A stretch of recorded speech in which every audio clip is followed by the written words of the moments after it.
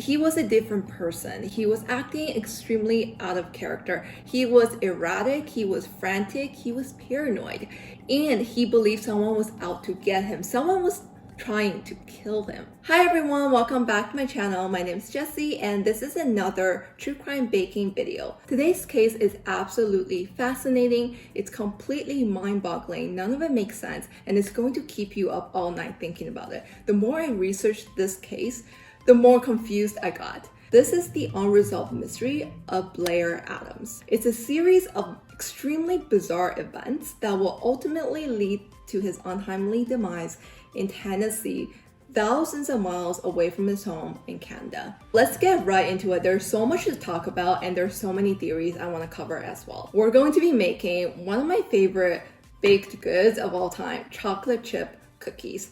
And this is actually my favorite recipe I've come across, I think, and it's from Tasty's. I will link it down below. I make a few adjustments here and there, but the recipe itself is really good. I also usually double the recipe, but I don't have enough ingredients to do that this time. So I have half a cup of melted butter here. Into the bowl it goes. We need half a cup of granulated white sugar. There we go. And now for the brown sugar.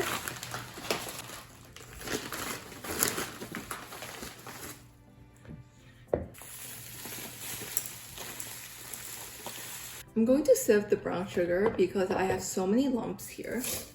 All right, so now I have 1/4 cup. Okay, so that is 3/4 cup of brown sugar in total. Next, we're going to add some salt. The recipe calls for 1 teaspoon, but I find that to be a little bit too much for me, so I'm just going to use half a teaspoon. There we go. That is done, and let's just whisk everything together. Blair Adams, aka Robert Dennis Blair Adams, was 31 years old when he disappeared.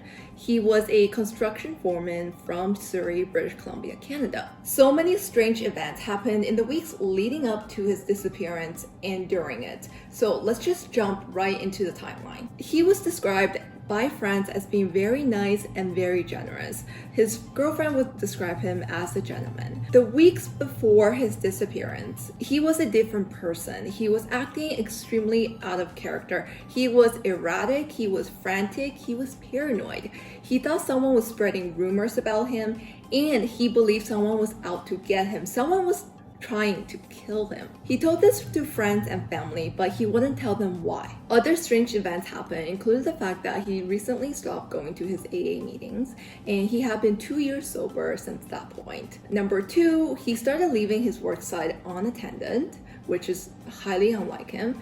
Number 3, he actually quit his job without picking up his last paycheck. So really strange, right? Then comes July 5th, 1996. He empties out his cash from his bank account as well as his safety deposit box, which was filled with jewelry, gold coins, platinum, gold bars, everything, right? Puts it all in a fanny pack. So it seems like he was going somewhere.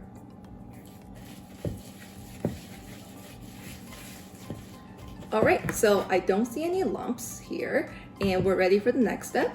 So I have some vanilla extract here, 1 teaspoon right here. And we're going to crack in 1 egg.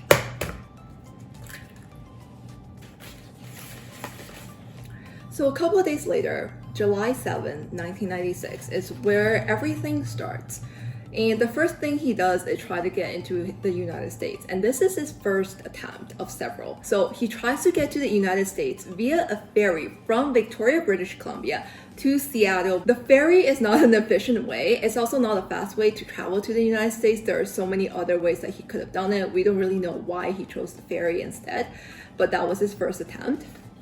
And he was flagged down by immigration officials because he fit the profile of a drug carrier. He was a single male traveling with a lot of cash on him. Red flag number 1. Red flag number 2, he also denied the fact that he had any criminal history. However, when they pulled up his background, they saw that he was previously convicted of drug and assault charges.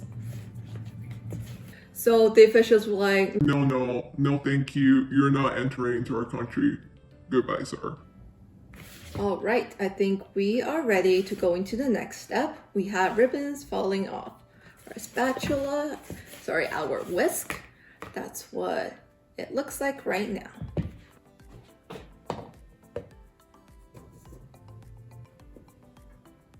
All right, and that was 1/4 cup of flour, half a teaspoon of baking soda, sift. All right, so where were we? He was denied access into the United States. Afterwards, he turned around and visited multiple friends and family, his mother in particular. He relayed his worries to them. He even asked one friend to help him get across the border. However, she declined because she has children and she didn't want to be involved with that, which is perfectly understandable in my opinion. So 2 days later, in the early mornings of July 9th, 1996, he tries to cross the border once again. This is his second attempt. So he tries to do so via foot through the Pacific Highway border crossing. He was denied once again because this time he matched the description of a car thief, and it was a blue car that was left near the border. Blair denied the allegation and he was let go because Border Control didn't have enough evidence against him. I feel like this is almost good. Just a little bit more folding. I don't want to overdo it. Interestingly enough, the Border Control also noted that he had scratches on his hands and foot. Later on, one of his friends would tell investigators that they actually saw him driving a blue car on that day and not his usual Chevrolet. All right, our batter looks like this, and I'm going to be adding in our chocolate chips. The best part, to be honest. So on his third attempt, he finally makes it into the United States. He rented a Nissan and drove it from Vancouver International Airport to Seattle Tacoma Airport. He bought a round-trip ticket to Frankfurt, Germany. So why Frankfurt, you ask? Why even Germany? In late 1995, so the previous year, he was working for his stepfather's construction company. I believe it was called Double S Cedar Homes.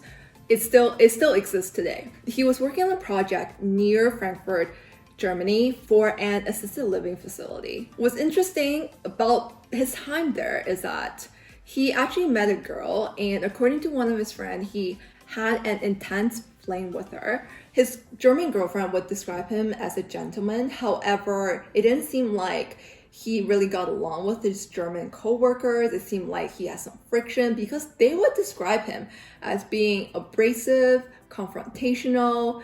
He would even get in fights with them. And this is really interesting. He actually relayed the fact that he feared there would be some violence from these ex-German co-workers.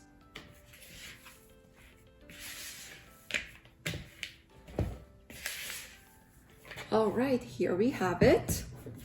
So, I'm going to be putting our batter into the fridge and letting it cool for 30 minutes.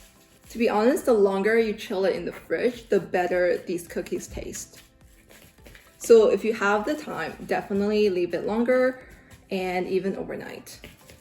So something happens and we don't really know what, because he decided to not go to Germany after all.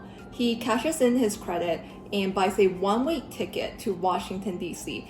It was around $800. A lot of reports found this interesting because a round-trip ticket to Washington, D.C. only costed $300 to $400. So why would he pay double for a one-way ticket?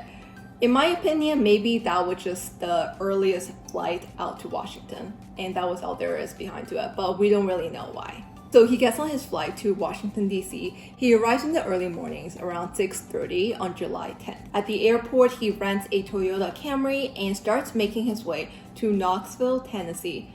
Mind you, this is a 7-hour drive to Knoxville, Tennessee. Later that morning, he actually gets into a car accident by backing up into another vehicle. The driver of that vehicle actually said that he seemed pretty nice, but he was in a hurry. Fast forward a few hours, he finally arrives in Knoxville, Tennessee, and his first sighting was at a gas station around 5:30. He called Interstate Repair Service because he was having trouble with his car. And what ensued would be an extremely strange interaction. So he called for the repair service because he was having trouble entering his car. He was having trouble with the key. So the clerk comes, they talk about it. He takes a closer look at what's going on, and he realizes that Blair was trying to get into his car, his rental Toyota Camry, with his previous rental's car, the Nissan Camry's key. That's why he couldn't get into the car. The clerk was like, okay, you're using the wrong key. You obviously drove here somehow, so you must have the other key on your person, so why don't you check your pockets? But Blair was determined that he had the right key. So what ended up happening was he called for a tow truck for Blair. The tow truck took the Toyota Camry to a repair shop. Then the clerk gave Blair a ride to a nearby motel or hotel, I think. It was called Fairfield Inn, and dropped him off there. Around 7 p.m. is when he checked into the hotel. Blair continued to display very strange behavior at the hotel. He checked in with a $100 bill and didn't wait for the clerk to give him his change back, and it was, I believe, a significant amount of change. Also, he loitered around the lobby for 40 minutes, and the surveillance footage will show that he entered and exited the hotel 5 times during those 40 minutes. And ultimately, it was discovered that he never went to his room. The hotel clerk would describe him to be pretty erratic and paranoid, and he was waiting for someone to come out from the bushes and do something to him. I suppose that's why he entered and exited so many times. So that was the last confirmed sighting of Blair. The next morning, 2 construction workers will find his body at a construction site across from Fairfield Inn around 7 in the morning on July 11th. At the crime scene, they found around $4,000 of cash just scattered around his body, and they were in 3 different currencies: Canadian, US, and German. Very, very strange. He also had his fanny pack full of valuable items from his safety deposit box. They also found the key to the Toyota Camry near his body. Remember at the gas station, he said he had the right key, but it was actually the wrong key since it was the key to the Nissan? Well, the right key just showed up.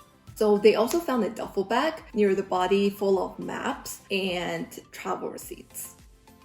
What's even more strange about the crime scene was that his pants, socks, and shoes were off. One of the police officers said that it seems like someone had pulled his pants off for him. So he was just completely naked from the waist down. The autopsy showed that the cause of death was sepsis, secondary to abdominal perforation. So he received a blow that was strong enough to rupture his stomach. It was blunt force trauma from possibly a club or crowbar. They did not find any murder weapon at the crime scene.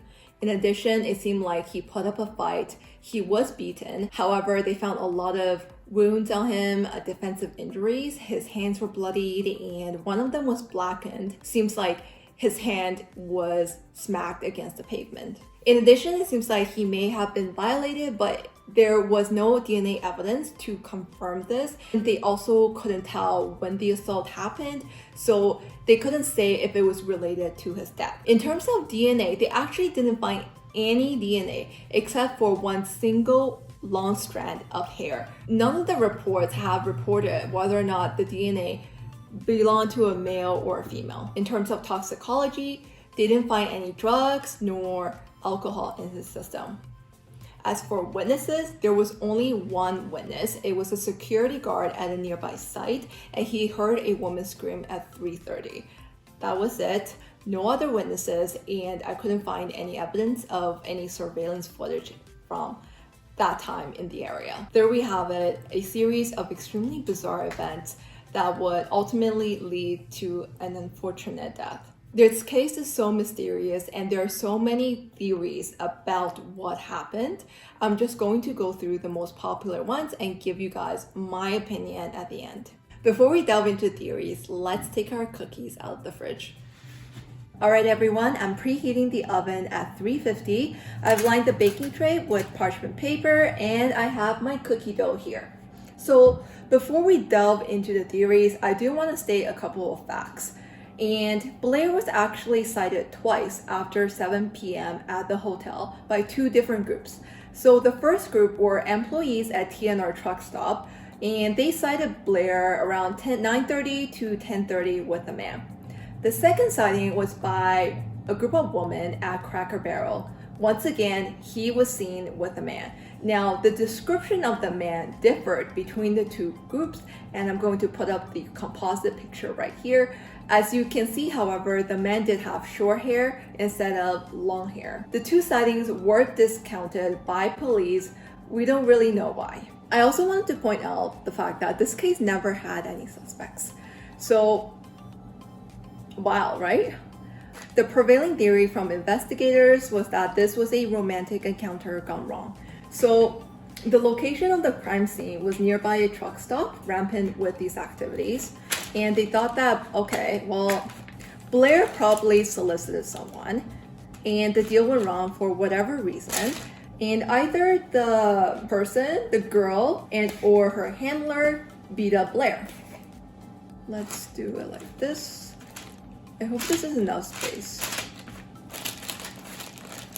I like my cookies to be flat and a little bit misshapen.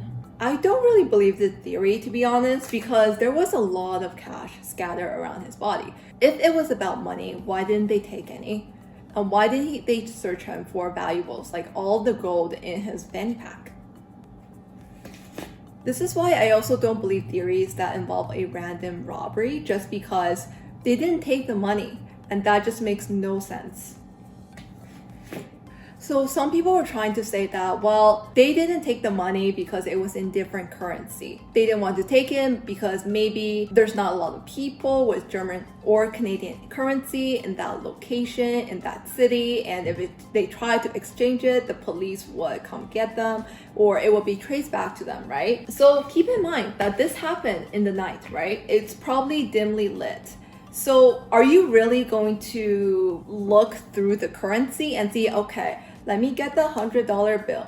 Let me get that $10 bill. Oh, that's Canadian currency. I'm going to skip that. Let me get that. No, like I would feel, okay, if you were after the money, just grab all the money and sort it out later. Like why leave all of it? And why leave his jewelry? Another really popular theory on forums was that he had mental illness. He had a psychotic break, basically. So Blair was never diagnosed with a mental illness. However, he does have a family history of mental illness. In addition, he also has a history of drug and alcohol abuse. People are theorizing this because he's at an age, he's 31 years old, where onset of schizophrenia is likely given the right risk factors, which he does have a couple of. However, all of his friends deny the fact that they've ever seen him demonstrate any signs of mental illness. This is from newspaper articles. This is also from forums where his friends have posted. So to me, there's really no evidence of mental illness other than, of course, this extremely bizarre few weeks. Right, so I'm going to leave it as 9 cookies, and these are going to go into the oven for 15 minutes. You could do 12 to 15 minutes, but I prefer my cookies to be a little bit crispier. And we still have a lot of batter left over for tomorrow's cookies. All right, our cookies are ready and they smell so good right now. These look absolutely delicious. I'm just going to let them cool for now and then I'm going to dig right in. So the theory was that he has some sort of mental break. He had a breakdown, he had an episode of psychosis, and he created all of these stories inside his head that someone was after him and created an elaborate plan to escape to the United States. In his state of psychosis, he gets to Knoxville, Tennessee. He meets a person, maybe an unsavory character because it wasn't the best location, it wasn't the best part of town. He meets that person, a random person. They get into a fight and they accidentally kill him. So the second version of the theory is that he gets to Knoxville and he does it to himself. He does everything to himself. However, if you go back to the injuries and the cause of death, how did he deliver a blow to his stomach? How did he do that to himself? I mean, there are other ways in which someone could harm themselves, but it's just so inexplicable. In terms of the random encounter, the random fight, I don't really believe that, just because what are the chances that someone had a psychosis break, they travel to another country, and they actually end up passing away from a completely random event? It just seemed too coincidental for me. Number two, if it was just a random fight, then why were his pants down? Why were his socks taken off? Why were his shoes taken off? To add on top of that, Blair is not weak. So he was a construction foreman. Remember, he had a history of assault charges and he would get into fights. So it's hard to believe that a random stranger would inflict that much damage on him. So those are my 2 cents on this theory. I also found it really strange that when he told his friends and family someone was after him, that his life was in danger, there wasn't any reports of it being reported to the authorities. There wasn't any evidence that they took him to get medical attention.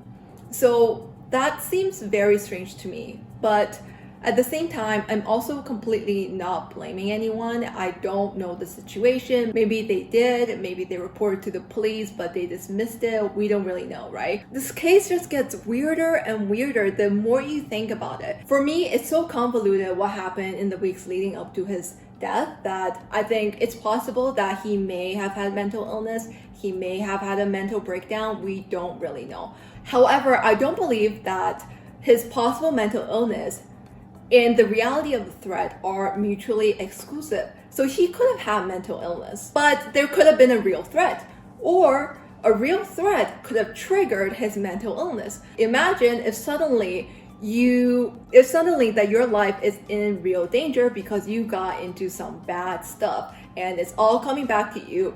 You will be paranoid, you will be frantic, you will be a completely different person. So those are my thoughts on the mental illness angle. Another really bizarre fact. So the investigators interviewed the mom afterwards, and what she said was so weird and it didn't make any sense to me. It didn't make any sense. It was just completely, what? Okay, so 2 things. She told the investigators later on that his son had a relationship with a man, and he described it to be kind of odd. We don't really know why she didn't mention that earlier on during the investigation. However, keep in mind this was the 90s, so maybe she didn't really want to reveal that at the time.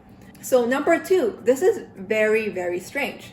We don't know where Blair was heading to. They did find maps and travel receipts on his body.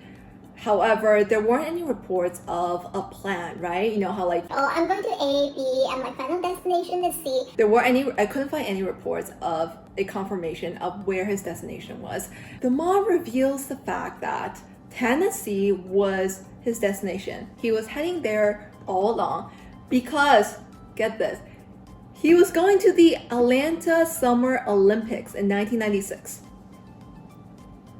What? This man desperately tries to get into the United States through convoluted ways. Instead of just buying a plane ticket to Atlanta, he tries to cross the border to Seattle 3 times and then takes a car through Tennessee to Atlanta to watch the Summer Olympic Games. He must really like gymnastics. I believe the reporters also followed up with the mother. She declined to provide further information and just stopped picking up the phone. So another strange angle to this extremely bizarre case. Alright, so I think the cookies have cooled down. Let's give it a try. I know these are going to taste amazing.